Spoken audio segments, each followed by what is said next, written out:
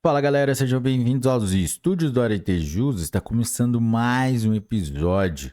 Pessoal, tudo certo com vocês? Galera, hoje nós vamos tratar do informativo número 1133, Supremo Tribunal Federal, que foi publicado dia 26 de abril de 2024.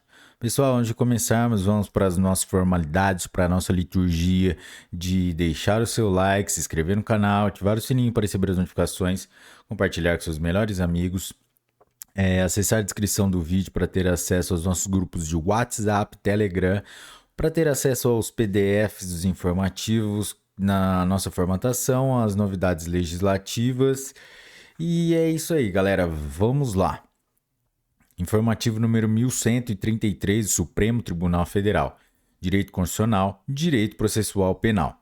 Resumo: é constitucional norma que permite, mesmo sem autorização judicial, que delegados de polícia e membros do Ministério Público requisitem de quaisquer órgãos do poder público ou de empresas de iniciativa privada o repasse de dados e informações cadastrais da vítima ou dos suspeitos em investigações sobre os crimes de cárcere privado, redução à condição análoga de escravo, tráfico de pessoas, sequestro relâmpago, extorsão mediante sequestro e envio legal de criança ao exterior. Código de Processo Penal, artigo 13A. Inteiro teor. O direito à proteção da privacidade, Constituição Federal de 1988, artigo 5º, inciso 10, não é absoluto, mas qualificado. Assim, a lei pode restringi-lo ao prever em que hipótese o Poder Judiciário poderá afastá-lo.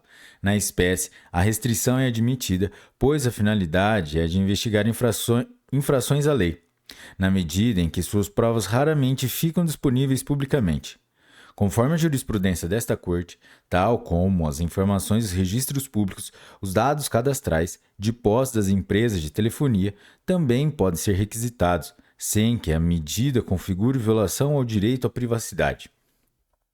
Nesse contexto, embora potencialmente grave a restrição imposta pela medida prevista na lei, não deve haver expectativa de privacidade para quem está em situação de flagrante delito de crime grave com vítimas submetidas à restrição de liberdade. É constitucional norma que possibilita, mediante autorização judicial, a requisição às empresas prestadoras de serviços de telecomunicações e ou telemática da disponibilização imediata de sinais, informações e outros dados que viabilizem a localização da vítima ou dos suspeitos daqueles mesmos delitos. Código de Processo Penal, artigo 13b. A expressão crimes relacionados ao tráfico de pessoas, referido no artigo 13b do Código de Processo Penal de 1941, corresponde aos crimes definidos no rol do artigo 13A do mesmo diploma legal. Dada a urgência da medida e a gravidade dos crimes, também é válida a disposição legal que prevê que, caso o magistrado não manifeste quanto ao pedido de acesso aos dados no prazo máximo de 12 horas, a autoridade competente poderá exigir a entrega do respectivo material de modo direto, comunicando-se imediatamente ao juízo competente. De qualquer sorte, toda medida está sujeita ao controle judicial posterior. Desse modo, deve-se relativizar a proteção constitucional à intimidade e à vida privada em favor do interesse coletivo em solucionar esses crimes, visto que demandam agilidade na investigação, em especial para o resgate das vítimas. Ademais, as normas impugnadas não conferem amplo poder de requisição, mas apenas aquele que é instrumentalmente necessário para reprimir violações de crimes graves, que atentam contra a liberdade pessoal e que se destinam a permitir o resgate das vítimas enquanto ainda estejam em curso.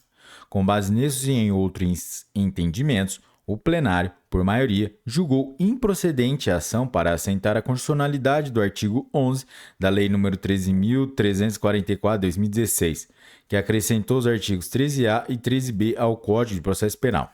A DEI número 5.642 do Distrito Federal, julgada em 18 de abril de 2024. Direito Constitucional. Direito Civil. Tese fixada. É constitucional a utilização de vestimentas ou acessórios relacionados à crença ou à religião nas fotos de documentos oficiais, desde que não impeçam a adequada identificação individual com o rosto visível. Resumo: desde que viável a adequada identificação individual é assegurada nas fotografias de documentos oficiais, A utilização de vestimentas ou acessórios que representem a manifestação da fé à luz do direito à liberdade de crença e religião. Artigo 5º, inciso 6º, e com amparo no princípio da proporcionalidade, de modo a excepcionar uma obrigação a todos impostos mediante adaptações razoáveis. Processo. Recurso extraordinário número 859.376 do Paraná, julgado em 17 de abril de 2024. Inteiro teor. A restrição ao uso dessas vestimentas ou acessórios sacrifica excessivamente a liberdade religiosa, com elevado custo para esse direito individual e com benefício de relevância pouco significativa em matéria de segurança pública, de modo que não há razoabilidade na medida por ausência de proporcionalidade em sentido estrito.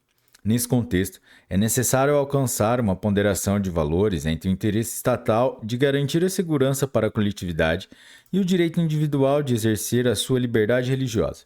Portanto, se o acessório religioso não cobrir o rosto nem impedir a plena identificação da pessoa, inexiste razão para vedar o seu uso em fotografias de documentos oficiais, pois possível a adequada visualização das características pessoais. Na espécie, o acordo impugnado confirmou decisão do juízo de primeiro grau que reconheceu o direito de uma freira em utilizar o seu hábito religioso na fotografia para a renovação de sua Carteira Nacional de Habilitação, afastando norma administrativa do Departamento de Trânsito local que proibia, para esse fim, o uso de qualquer tipo de adereço que cobrisse parte do rosto ou da cabeça. Com base nesses e em outros entendimentos, o plenário, por unanimidade, ao apreciar o tema 953 da repercussão geral, negou o provimento ao recurso extraordinário e ficou a tese anteriormente citada. Direito administrativo, direito constitucional.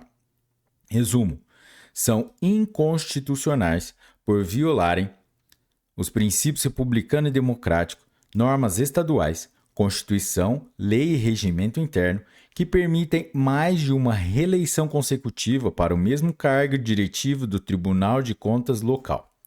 Processo ADI número 7.180 do Amapá, julgado em 19 de abril de 2024. Inteiro teor.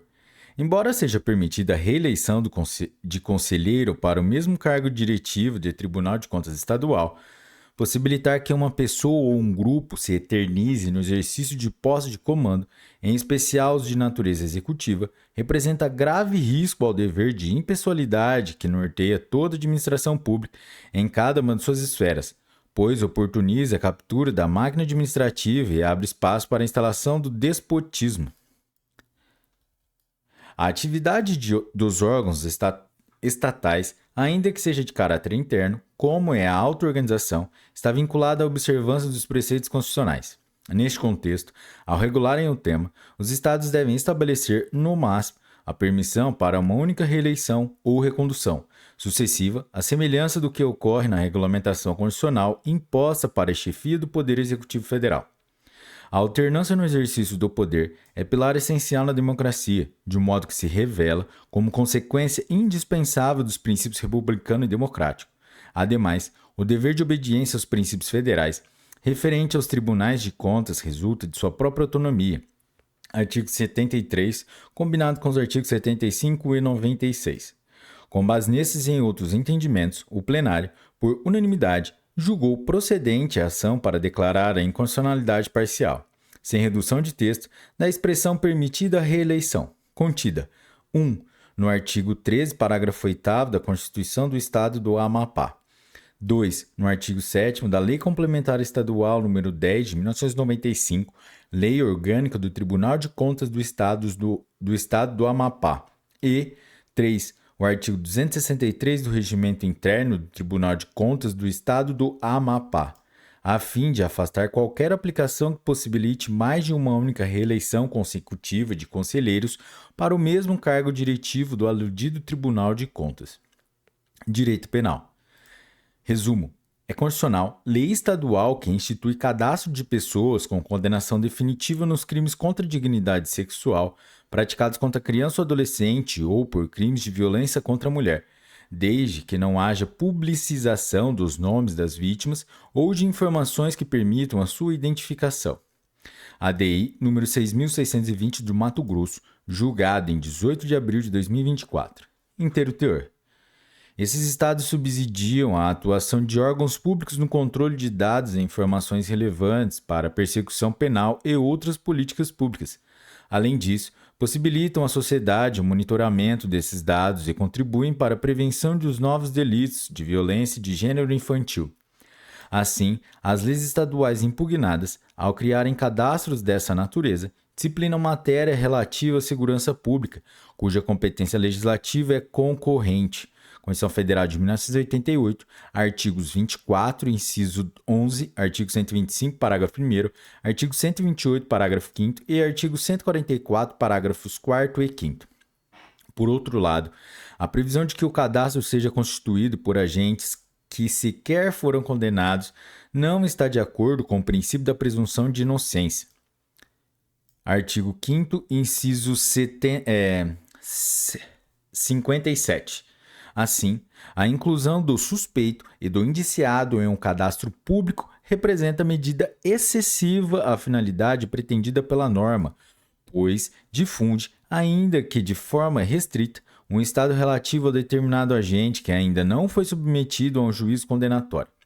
Nesse contexto, delimitar que o cadastro seja constituído a partir de dados do agente já condenado atende ao objetivo pretendido e mantém resguardado um instrumento adequado e eficaz para órgãos de segurança pública estadual, sem ofender direitos fundamentais.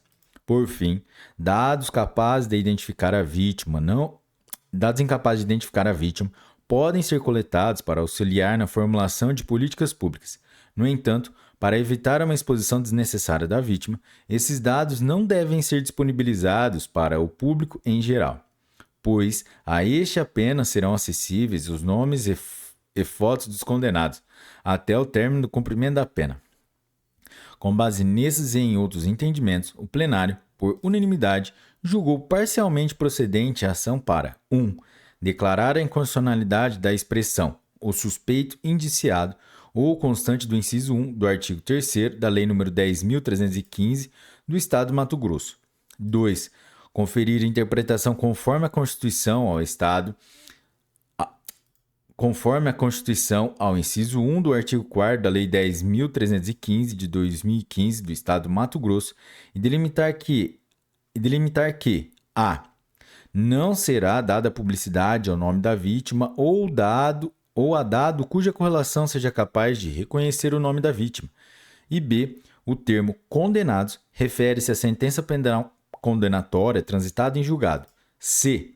A expressão reabilitação judicial refere-se ao fim do cumprimento da pena.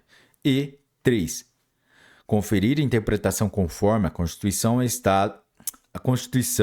ao inciso 2 do artigo 4º da Lei 10.315 de 2015 do Estado do Mato Grosso, para estabelecer que as autoridades referidas nesse dispositivo não terão acesso ao nome da vítima ou a qualquer circunstância que possibilite a sua identificação, ressalvado ordem judicial. Galera, é isso aí, chegamos ao final de mais um episódio. Se você chegou até aqui é porque você curtiu, então deixe seu like, compartilhe com seus melhores amigos. É isso aí, até a próxima, um forte abraço e tchau!